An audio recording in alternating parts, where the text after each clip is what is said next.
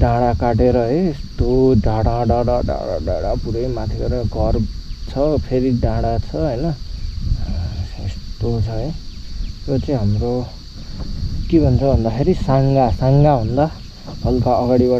अगाडि आउनुभयो भने यता तपाईँहरू आइपुग्नुहुन्छ।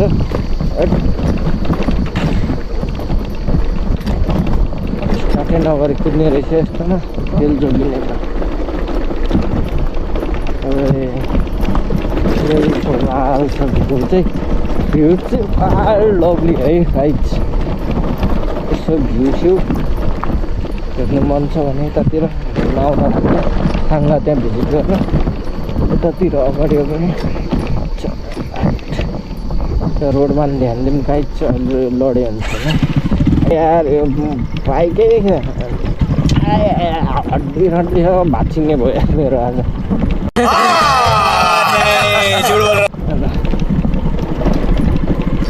कहाँ आइपुगिसक्यो कुन चाहिँ गाउँमा यार थाहा पनि छैन म, न बाइकमा तेल छ न केही। अरे कहना क्या चाहते हो? कुन गाउँ आइपुगेको थिएन थाहा।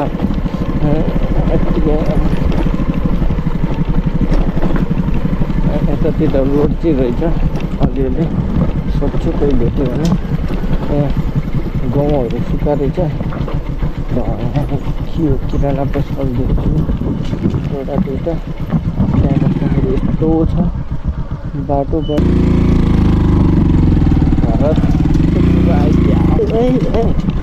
यार एकचोटि लडिसक्यो यार, फेरि नलडौँ पढाइ टायर स्लिप भइहाल्छ। फेरि रातो माटो होइन, हल्का पनि ब्यालेन्स बिग्रियो भने सिधै म तल बाइक माथि हो क्या बोला तूने?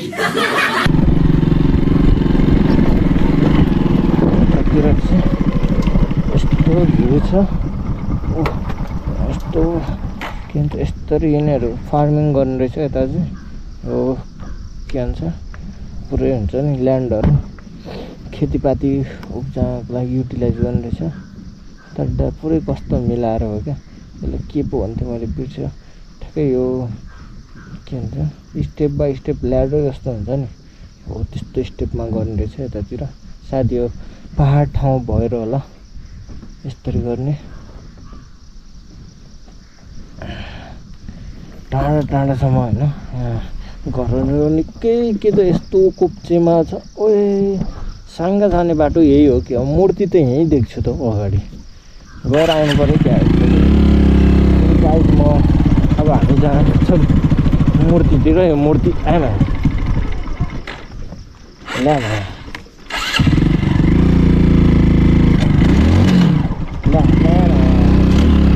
ल त्यो अटोमेटिक गियर हो मेरो बाइकमा, आफै लाग्छ त। सायद यतापट्टिको त मूर्ति जाने बाटो छ भने हामी त्यो भगवान् भएको ठाउँमा जान्छौँ शिवजीको। सायद मलाई लाग्दैन यहाँबाट कुनै बाटो होला भनेर, किनकि बाटो सायद उताबाटै होला कि यता त कहाँ हो? यता यस्तो घुमेर कता घुमेर थाहै छैन। यहाँ चाहिँ रहेछ यो सानो मन्दिर जस्तो एउटा टाइपको रहेछ, हामी दिइहाल्यौँ हामीले। यत्रा शुभ बनाइदिनुहोस् भगवान्, फेरि नलडौँ।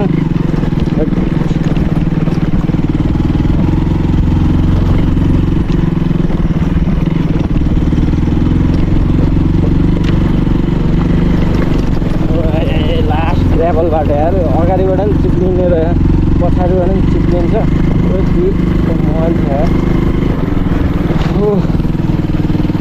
आदीमा त गिटी ओछ्या रहेछ है, सायद यता यो रोड बनाउनु लाग्यो होला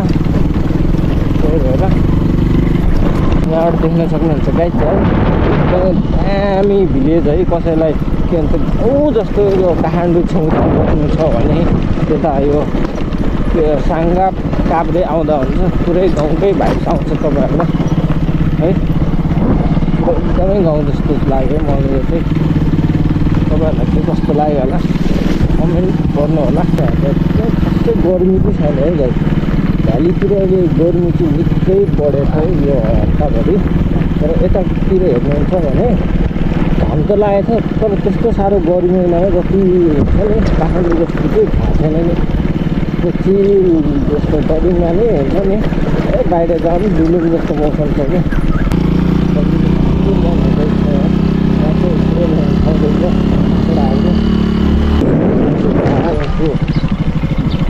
ठाउँमै ठाउँ जस्तो लाग्यो कुखुराको यसो हेर्दाखेरि डुलुङ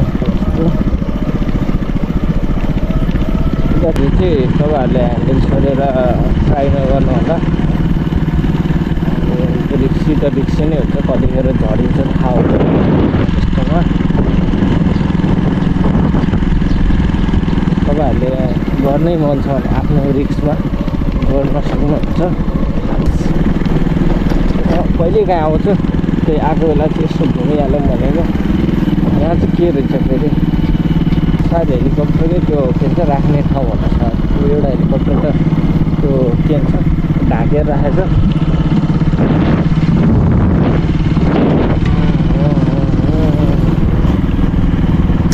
छ एउटा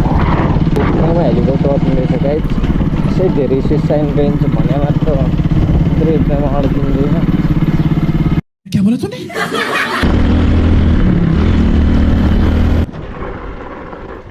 टाङ्गाको काभ्रेमा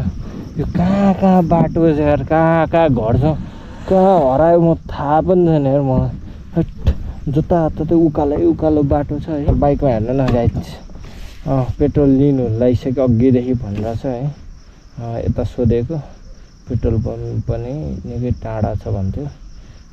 सिधै साङ्गामा हो अरे यता छैन भन्थ्यो पेट्रोल सक्यो भने हरि बिजोक हुन्छ हेरौँ गाइज पेट्रोल सक्यो भने के गरौँ के गर्छौँ त्यसपछि हामी अपडेट गरौँ न हजुरहरूलाई है त ल स्टार्ट अफ भयो क्या केही छैन ले ल यता चढाउनु खोज्छु कहाँ उता गइरहेको ल बिस्तारै बिस्तारै जाऊँ ब्रेक हाल्दै फेरि अघि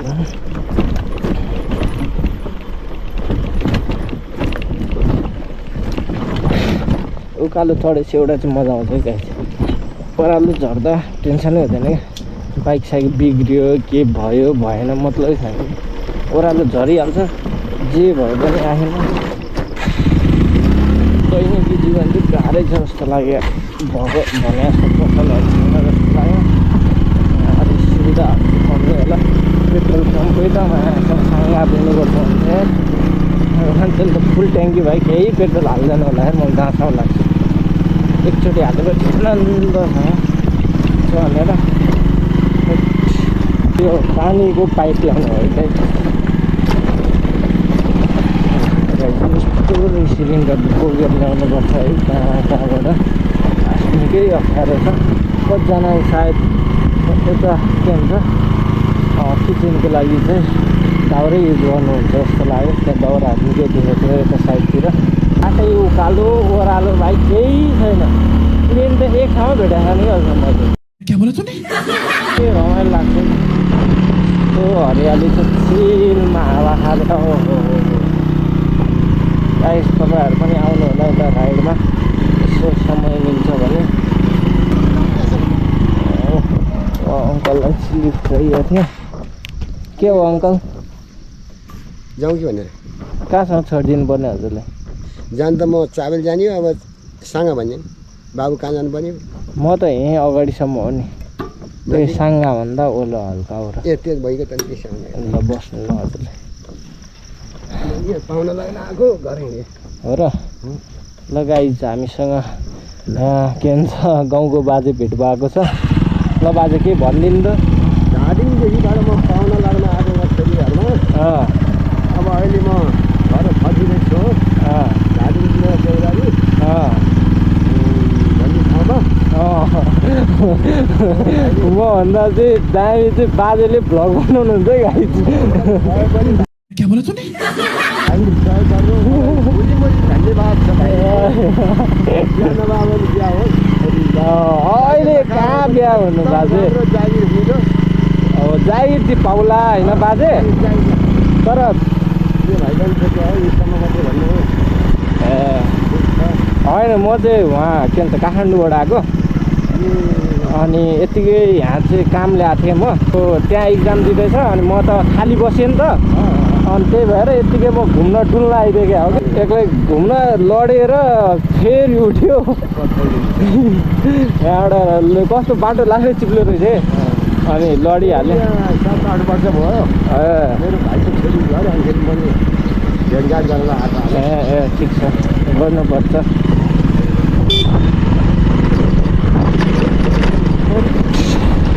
तर यतातिर गर्मी नरहेछ है बाजे यहाँ त हुन्छ हजुर के हुन्छ गर्मी हुँदैन नि त हो र साँगा भनिएको गई भनेपछि पहिला हिँडेर जाने बाटोमा यहाँ एकदम कलाहरू ठाउँ यस्तो दही पाउने ए रुमालमा हाले पनि अडि त्यस्तो दही हुन्थ्यो यहाँ अहिले छैन अहिले छैन अहिले मेन यहाँ के छ लप्सीको मारा छ ओहो लप्सीको माराको प्रख्यात छ यहाँ चाहिँ लप्सीको मारा मारा गाडी यताबाट जानु होला है त हजुर यता जानु होला म त यो जाने हो त यता जानुहुन्छ न ल त्यही त तपाईँलाई म यहाँसम्म छोडिदिन्छु कि त्यहाँ अगाडिसम्म घुमाएर तपाईँलाई बाटो काट्न अलिक गाह्रो हुन्छ कि भनेर त्यतिको ज्ञानी त मान्छे म पनि जस्तो गरी आयो भने पनि ट्राई गर्छु होइन गर्नुपर्छ आफूलाई परेको बेला अरूले पनि गर्छन् त्यस्तो छ कुनै असल विपत्ति परेको ओहो गर्मीमा यहाँ यहीँ नुहाउनुपर्छ क्या हो होइन आखिरमा म जसरी नि डुल्ने नि हो बाजे होइन बरु अब तपाईँले यहाँ ल्याइदियो भने त केही न केही हुन्छ नि त होइन आखिर त म यहाँबाट आउँथेँ नि खाली भने आउँथेँ नि त अनि म त अब म यहाँ गाई हजुर खाने गाई हेर्न जानु लागेको अहिले यहाँ आएको म त अलिक पुगिसकेन बुझ्न समय लाग्ने हो अब साथमा हन्छ त्यहाँ जाने सिलगढी धादिङ जिल्ला धादिङ यहाँबाट धादिङ जानुहुन्छ बोलेको भने थाहा होला नि त्यही गर्मी धादिङतिर त आमो हजुर साङ्कोटबाट उता लागेको त खलखल पसिना आउँछ त्यही त अस्ति हामी गएको थियौँ म र साथी घुम्न यस्तो गर्मी थियो कुरै छोडिदिनु धादिङको सदरको काम भनेर चाहिँ मलेखुङको पुल कटेर जानुपर्छ ल बाजे त्यहाँ बस छ सायद केही बस जान्छ होला म एकछिन त्यो बसलाई रोक्न भन्छु निकै अप्ठ्यारो बाटो छ त्यो मयुर भन्ने जानु भने त यो त होइन गाडी होइन मयुर भन्ने गाडीमा जान्छ मयुर त आउँछ बस म त्यसमा जान्छु ल बाजे ल ल त बाबु ल ओल्दिनु ल जान्छ ल बाजे ल राम्रोसँग जानु होला खाने गरेछ हजुर चोर खाने गरेछ होइन अरे कहना क्या चाहते हो बाजे खाँदैन होइन ल